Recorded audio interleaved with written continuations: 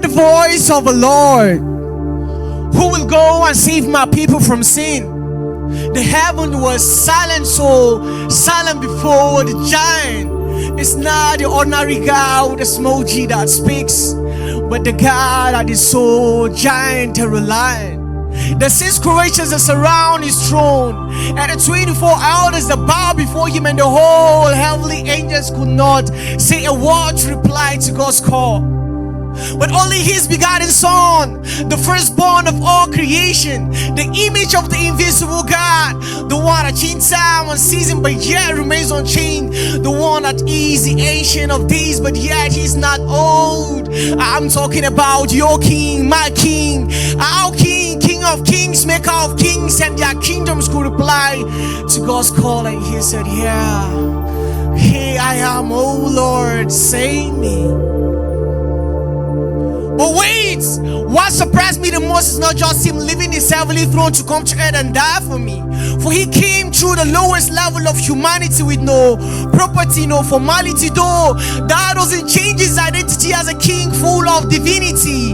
Imagine this glorious crown king was born in a manger for strangers. Yes, strangers to protect us from a danger coming ahead of our head. Even with the betrayal, he still go ahead with his mission that has no commission, even with the condition that it takes. That was why he had to ask God to take off the cup upon his head, because he knew it wasn't easy, but still he had to die. Heaven and earth felt his arrival, and that's why the wise men from the east knew about it without being told, and stars were sent from heaven to guide their foot to go and visit him.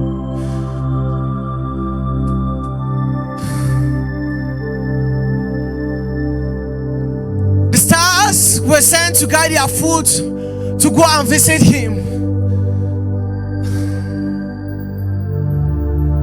Heaven and earth felt his arrival, and the stars were sent to guide their foot to go and visit him.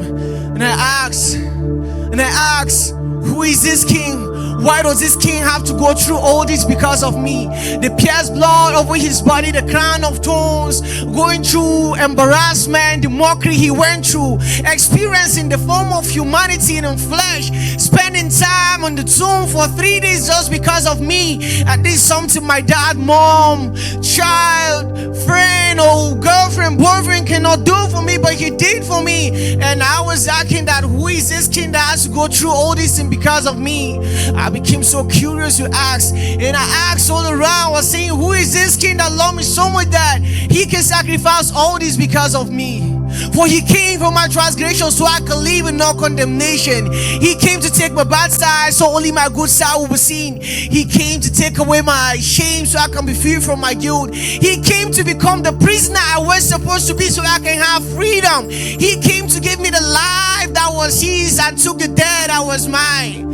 And I asked who this king was. Only Isaiah 9 verse 6 could reply to me and said, for unto us a child is born, and unto us a son is given.